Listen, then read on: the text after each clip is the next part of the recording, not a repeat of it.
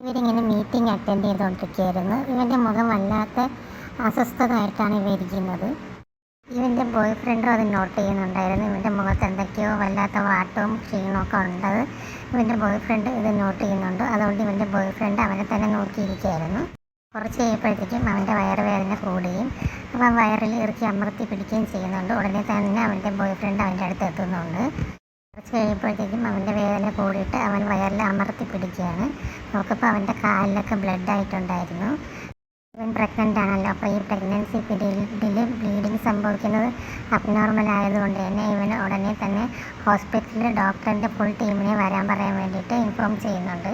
അങ്ങനെ ഇവർ ആംബുലൻസിൽ ഉടനെ തന്നെ ഹോസ്പിറ്റലിൽ എത്തിച്ചേരുന്നുണ്ട്. ഇവൻ്റെ ബോയ് ഫ്രണ്ട് വല്ലാതെ ടെൻഷനിലായിട്ടാണ് ഇരിക്കുന്നത്. അവനെന്തെങ്കിലും പറ്റുമോ എന്നുള്ള ടെൻഷനുണ്ട്. കാരണം ഫസ്റ്റ് തന്നെ ഈ പ്രഗ്നൻസി കുറച്ച് കോംപ്ലിക്കേറ്റഡ് ആണെന്ന് ഡോക്ടർ പറഞ്ഞിട്ടുണ്ടായിരുന്നു. അതൊക്കെ അവോയ്ഡ് ചെയ്ത് ഇവന് ഈ പ്രഗ്നൻസി കണ്ടിന്യൂ ചെയ്യാൻ തീരുമാനിക്കുകയാണ് ചെയ്തിരുന്നത്. അതുകൊണ്ട് തന്നെ അവന് നല്ല ടെൻഷൻ ഉണ്ടായിരുന്നു.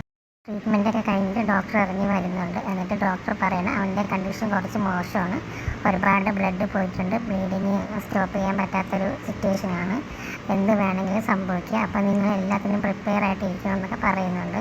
ഇത് കേൾക്കുമ്പോൾ അവന് വല്ലാത്തൊരു ഷോക്കാവണം. അവൻ്റെ അസിസ്റ്റൻറ്റും ഈ ബോയ് ഫ്രണ്ടും ഒക്കെ വല്ലാതെ ഷോക്കിലും വിഷമത്തിലൊക്കെയാണ്. ഇവരെന്ത് ചെയ്യണമെന്ന് അറിഞ്ഞുകൂടാതെ ഇങ്ങനെ നിൽക്കുകയാണ്. കുറച്ച് നേരം അവൻ ഇങ്ങനെ ആലോചിച്ച് അവിടെ ഇരിക്കുന്നുണ്ട്. എന്നിട്ട് ഇവനിങ്ങനെ ആ സെക്കൻഡ് ലീഡിനെ മെയിൻ ക്യാരക്ടറിനെ വിളിക്കുന്നുണ്ട്. എന്നിട്ട് പറയാണ്, നീ കുറച്ച് ദിവസത്തേക്ക് എൻ്റെ മോനെ നോക്കണം, അവനെ നന്നായിട്ട് കെയർ ചെയ്യണം, ഞാൻ കൂടെ ഉണ്ടായിരുന്നാൽ അത് ആ കുഞ്ഞിനെ ബാധിക്കും, അതുകൊണ്ട് നീ കുറച്ച് ദിവസം മോനെ നോക്കണമെന്നൊക്കെ പറയുന്നുണ്ട്.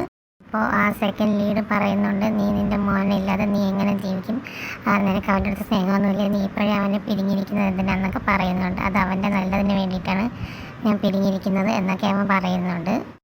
ലാസ്റ്റ് ഇവൻ സമ്മതിക്കുന്നുണ്ട്. അങ്ങനെ ഇവൻ്റെ ഹെൽത്ത് ഓക്കെ ആവുന്നത് വരെ സെക്കൻഡ് ലീഡ് പയ്യൻ്റെ കൂടെയാണ് അവൻ്റെ കുട്ടി ജീവിക്കുന്നത്. ഇവൻ്റെ ഹെൽത്തൊക്കെ ഓക്കെ ആയിട്ട് വരുമ്പോഴത്തേക്കും ആ കുഞ്ഞിനെ ഇവർ തിരിച്ച് വിളിച്ചുകൊണ്ട് വന്ന് ഇവർ മൂന്നുപേരും ഒന്നിച്ച് ഹാപ്പി ആയിട്ട് ജീവിക്കുന്നുണ്ട്. അതുപോലെ സെക്കൻഡ് ലീഡ് അവൻ്റെ ബോയ് ഫ്രണ്ടിനെയും കുട്ടീനെയും കണ്ടെത്തുന്നുണ്ട്. അങ്ങനെ അവരും ഹാപ്പി ആയിട്ട് ജീവിക്കുന്നുണ്ട്. Thank you.